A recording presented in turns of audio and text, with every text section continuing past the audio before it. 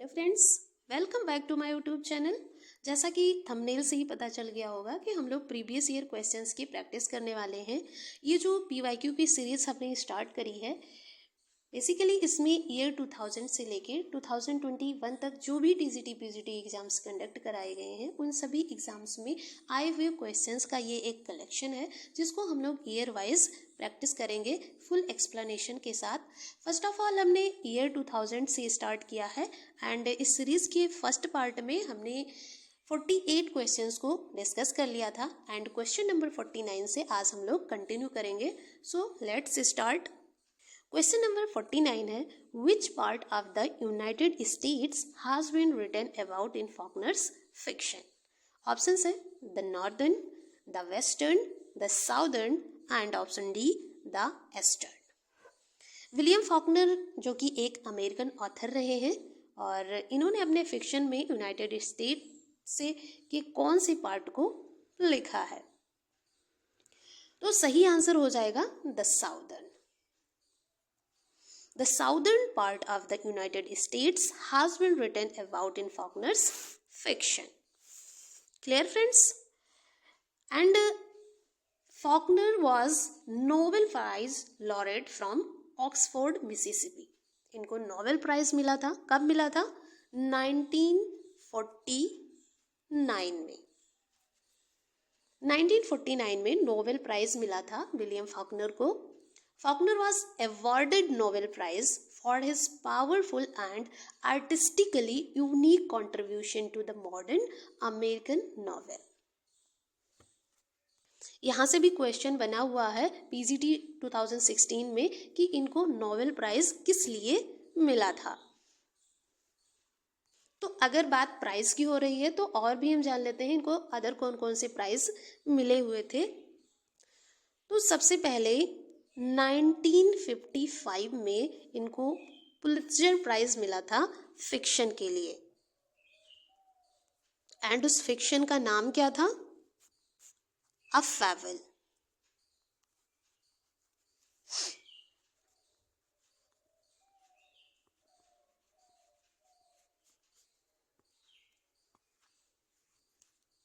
And ये जो अ fable fiction है फॉकनर का, इसके लिए इनको एक और अवार्ड मिला था 1959 में ही, और वो था नेशनल बुक अवार्ड। तो 1955 में इनको दो अवार्ड मिला, अ फेबल के लिए एक पुलित्जर प्राइज, दूसरा नेशनल बुक अवार्ड। 1963 में इनको एक और पुलित्जर प्राइज मिला और वो मिला द राइवर्स के लिए।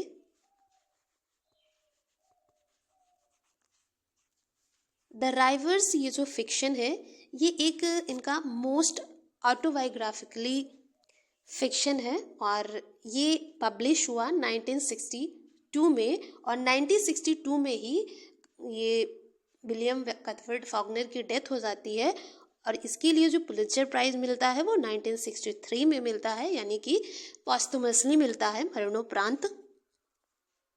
इसके अलावा 1951 में नेशनल बुक अवार्ड मिलता है इनको।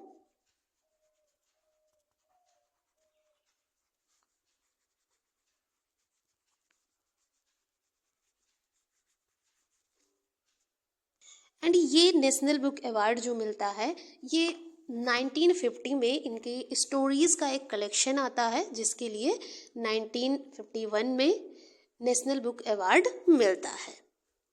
क्लियर फ्रेंड्स, आई होप इतनी सारी बातें समझ में आई होंगी। अब हम नेक्स्ट क्वेश्चन पे मूव करते हैं। नेक्स्ट क्वेश्चन है, which of the following novels was written by William Faulkner. William Faulkner का कौन सा नॉवेल है इनमें से? ऑप्शन है यूलिसेस, ऑप्शन नंबर बी है the portrait of the artist as a young man, option number C है the sound and the fury, option number D है for whom the bell tolls। तो इन चारों में से सही आंसर हो जाएगा option number C, the sound and the fury. Sound and the fury ये विलियम फॉकनर का एक मोस्ट इम्पॉर्टेंट फिक्शन है एंड ये 1929 में पब्लिश हुआ है। ये एक साइकोलॉजिकल नॉवेल है एंड इस नॉवेल में फॉकनर ने स्ट्रीम्स ऑफ कॉन्शियसनेस का यूज़ किया है, यानी इस टेक्निक का यूज़ किया है। एंड ये जो नॉवेल है ये 4 पार्ट में डिवाइडेड है। This novel is set in Jefferson Mississippi and centres on the Compson family. Clear है फ्रेंड्स? नेक्स्ट क्वेश्चन पे चलते हैं। क्वेश्चन नंबर 52 है अ बैलेड इज। बैलेड के बारे में पूछा गया है कि बैलेड क्या है। A marriage song, a prayer song, a short poem narrating a tale, a person written on somebody's death। कौन सा ऑप्शन होगा जो सही आंसर है? तो बैलेड जो है a short poem narrating a tale। Option number C जो होगा वो बिल्कुल सही हो जाएगा। a short poem narrating a tale। A ballad is a short story in the form of a song. It is one of the earliest forms of poetry. It is divided in short stanzas narrating a popular story. Its poetry is direct, simple, and dramatic and sung by a single singer. Single singer के द्वारा ये गाया जाता है। Next question है a lyric is. Lyric क्या है? A long poem written in the form of an addresses. First option है। सेकेंड ऑप्शन है a short poem in which the poet expresses his intense personal feelings. और या फिर option number C है a triumphal song. Option number D है a poem written in praise of God. सही answer क्या होगा? इन चारों ऑप्शंस में से कौन सा आंसर होगा जो कि सही है? तो ऑप्शन नंबर बी जो है वो बिल्कुल सही हो जाएगा। अ short poem in which the poet expresses his intense personal feeling.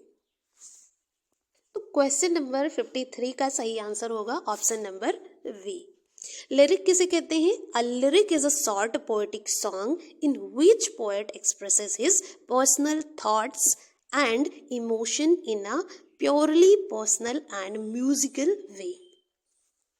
तो किस वे में एक्सप्रेस करता है? म्यूजिकल वे में।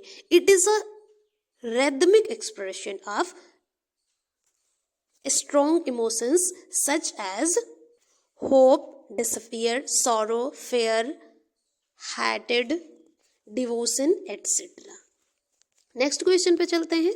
क्वेश्चन नंबर 54 है the literary art of diminishing a subject by making it ridiculous and evoking toward it the attitudes of amusement and scorn is called।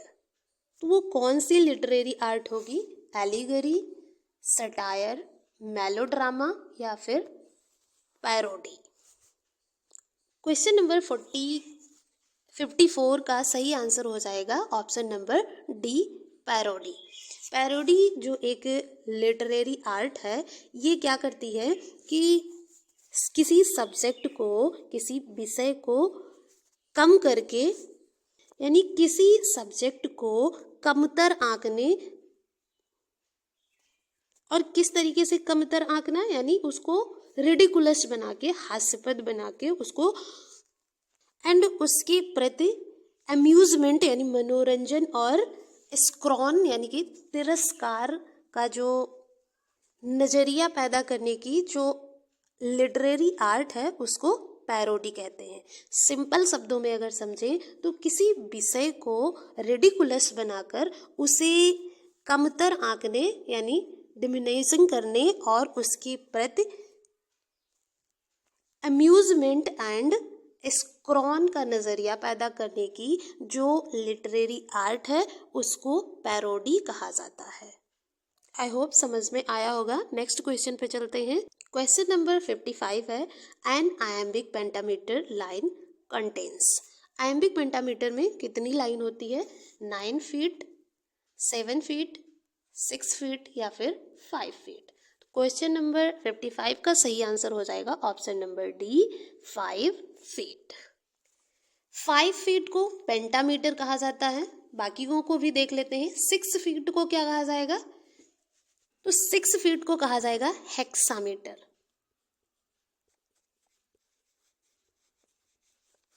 7 feet को हेप्टामीटर।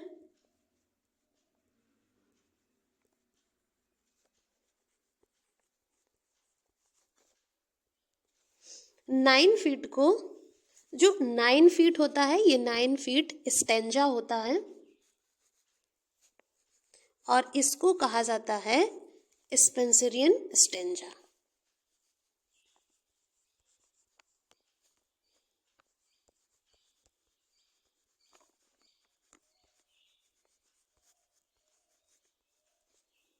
तो यहां तक क्लियर हो गया होगा। अब हम नेक्स्ट क्वेश्चन पे चलते हैं।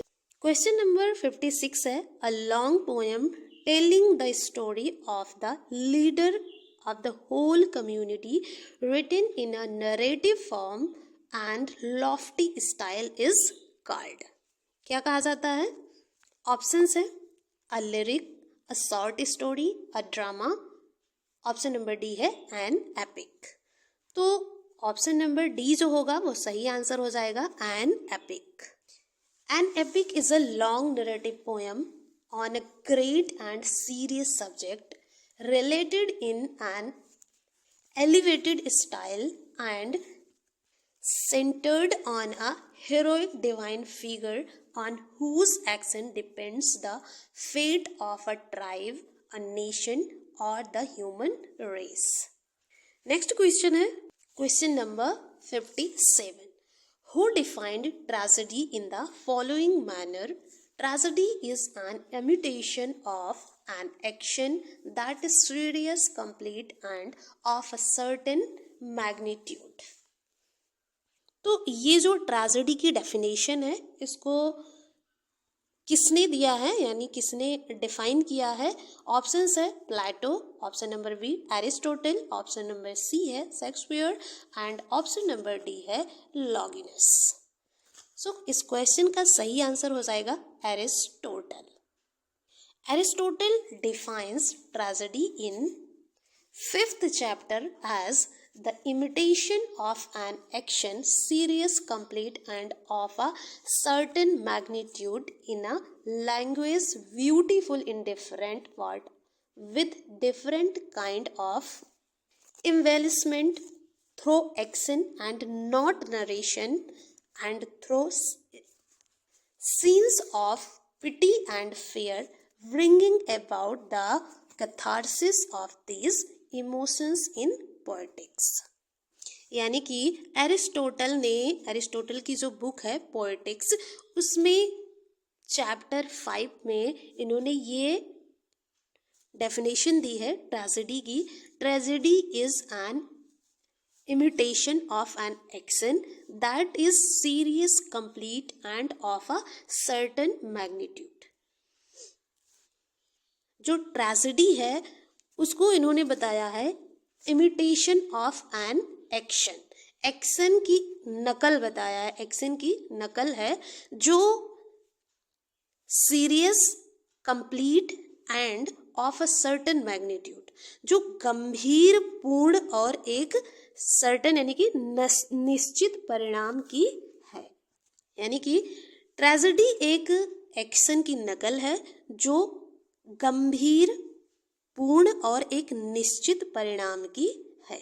ये डेफिनेशन दिया है एरिस्टोटल ने पोएटिक्स में चैप्टर नंबर 5 में। Clear friends? इसी के साथ बाकी के क्वेश्चंस को हम नेक्स्ट वीडियो में करेंगे। आज के लिए इतना ही। थैंक्स।